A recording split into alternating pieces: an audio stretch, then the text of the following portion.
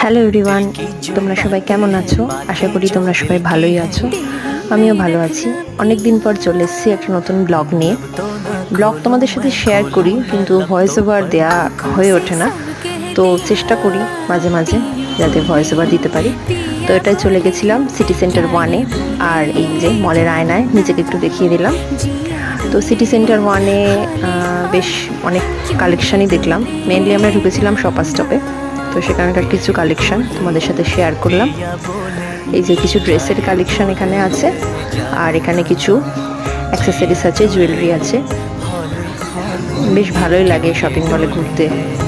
আর এখানে রয়েছে কিছু গ্লাসেস। বেশি টাইম ছিল না আমাদের হাতে, তো আমরা বেশিক্ষণ ঘুরতে পারিনি।